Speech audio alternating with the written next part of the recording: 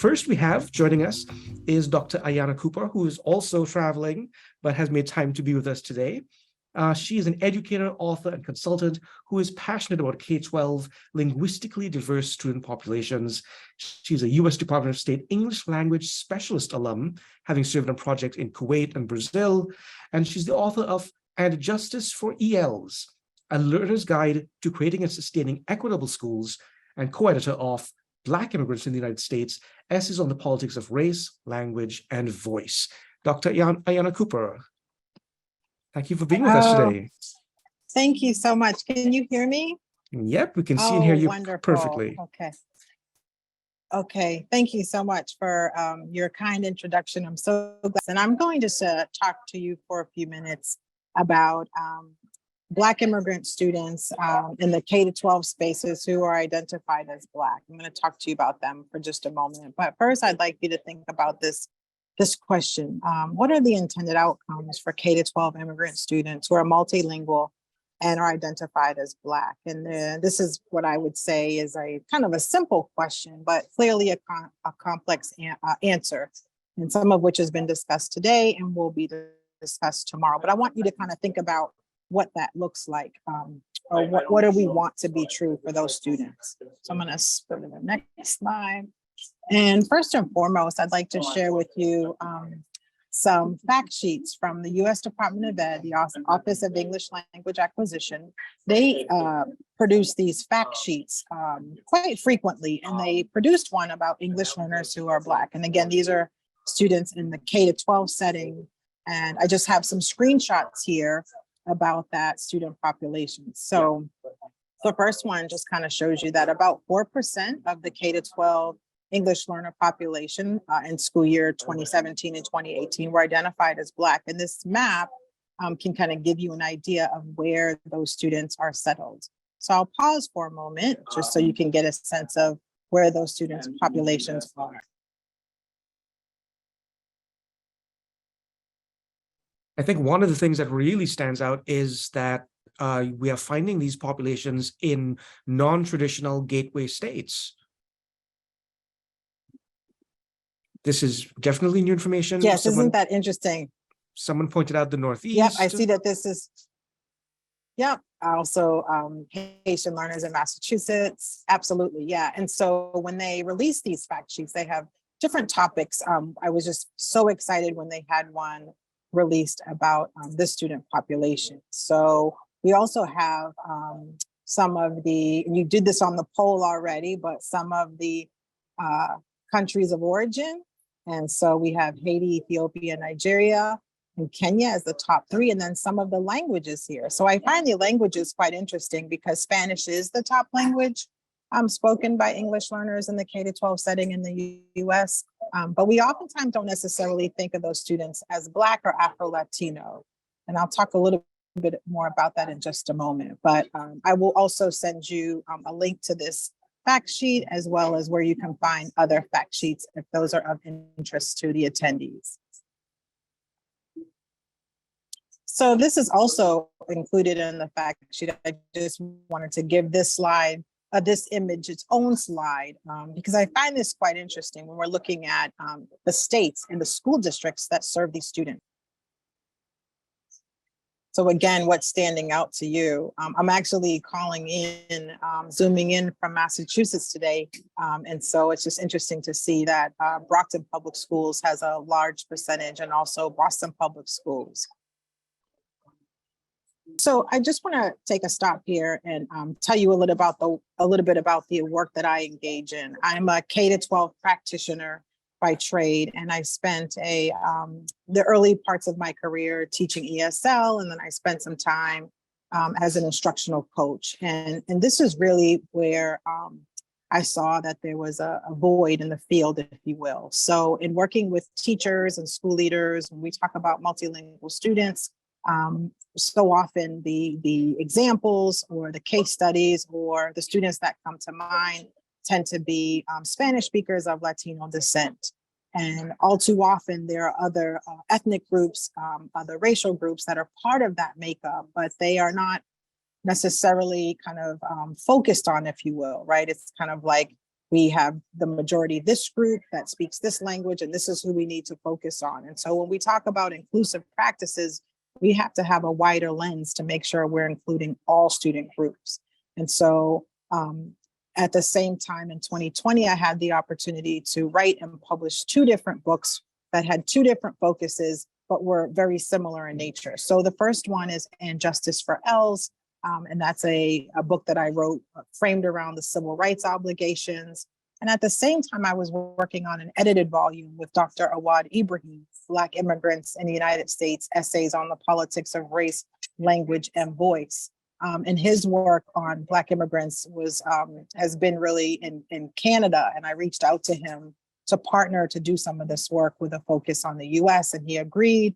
And so we have this edited volume, and it's 11 chapters really honing in on different immigrant experiences from around the US, and those immigrants are identified as Black. And this whole idea that they are in some ways, ascribe that identity, right? I mean, the students, for example, who come from Haiti, they're not Black in Haiti, they're Haitian. And then when you enroll in US schools, and you're filling out those school enrollment forms, the question of race is there. And so they may identify as Caribbean or Haitian American or West African, but in our portals of data collection, race is there. And so the idea that they have become Black now is a phenomenon that we have to wrap our heads around and do more research on and be more aware of.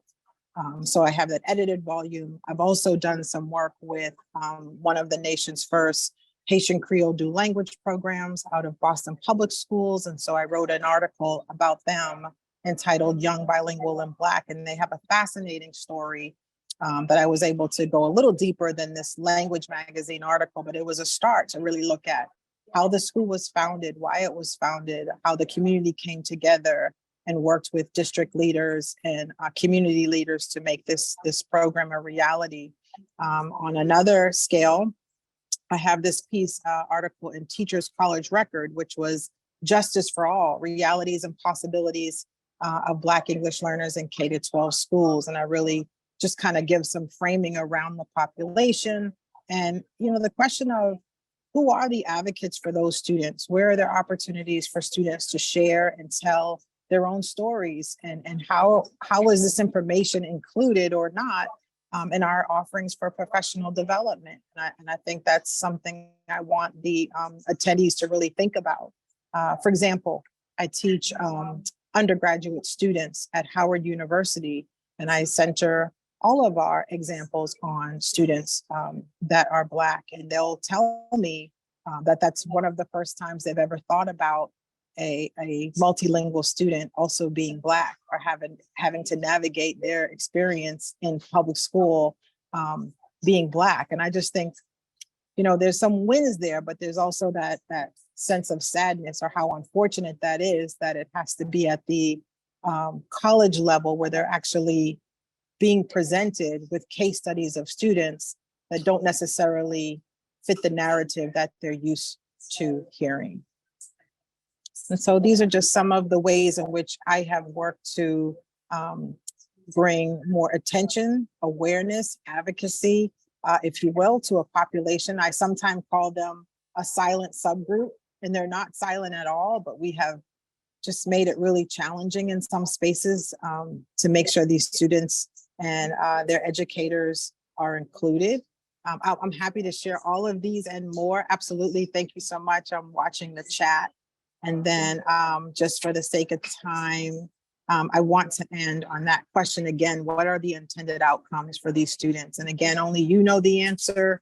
Only working with certain student populations will we begin to come up with answers. But I actually have 2 projects that I want to kind of close with that I'm super excited about. I have 2 projects going on.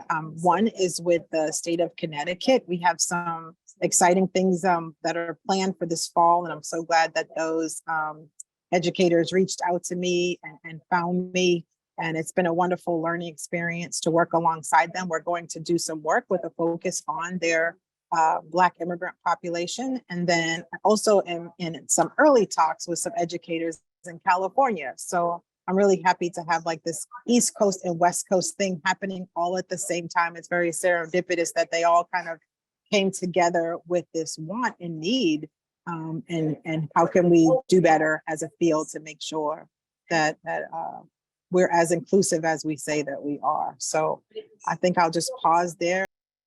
Thank you, Dr. Cooper. That was a very fascinating conversation. And one of the main takeaways I would say, and sort of building on some of the previous presentations, is just how much new information we need to acquire in order to understand current populations. I know that, Africa obviously is a huge sending region of the world for Black immigrants, but as you mentioned, also the Caribbean, right? Sure. And, I have a story that I think, do I have a little more time? Do I have about 2 minutes? Okay. Yeah. I have a story. If you remember about 10 years ago, Haiti experienced a horrific earthquake. Do you remember that? Okay. And so I live just outside of Atlanta in a suburb about 45 minutes from Atlanta. And I have neighbors that are Haitian immigrants. And I remember some of their relatives coming to live with them after the earthquake. And I spent some time talking to some of the students who are now attending our local high school. And I remember interviewing a student, and she attended private school in Haiti. She did have a private English tutor, so she had strong proficiency, but she was still identified as a student eligible for language supports at the local high school. She started in 10th grade, and we talked a lot about her school experience, and her story has stayed with me. And she said that her high school teachers would say things like, you should have learned this last year. And she said that they would have a concept or something, and they would say, you should have learned this last year. She said she was like in, US history too. And she said, I don't want to tell them, she said, but I wasn't here last year. So she said, I don't really remember or know what they're talking about. So it's hard for me to participate in class. And I thought that was so interesting. Something so simple as you should have learned it last year. But if you're new to this country, what does that mean? We also did a little Black history trivia. And I remember asking her about just different US historical figures, well-known people. Dr. Martin Luther King, Rosa Parks. She said she did know who Martin Luther King was, but she didn't know who Rosa Parks was. And again, I find that so fascinating. So we talked to her about that, but I let her do it with me too. And she asked me if different people from her country, did I know them and what they were famous for? And I said, I do not. And she laughed, and we kind of went back and forth, but it was just a real moment of, here is a high school student. She was educated in her home country. She had the financial ability to have a private English tutor. And so to come to this country and now be in public school and be struggling and not feel safe enough or comfortable enough to tell her teachers, I was not here last year, that's just stayed with me. So what's the intended outcome for her? And is she someone that was able to go on to be successful in the US and go on with her learning experiences or not? I don't know, but I just wanted to leave that with you. If you have teachers that say, you should have learned this before, how can we help them be more mindful in case our students have not? We have a few more questions for you, but I'm going to save that until after the next presentation. So thank you very much for this presentation. This was great. And we will have you back in a few minutes to join for a discussion and Q&A.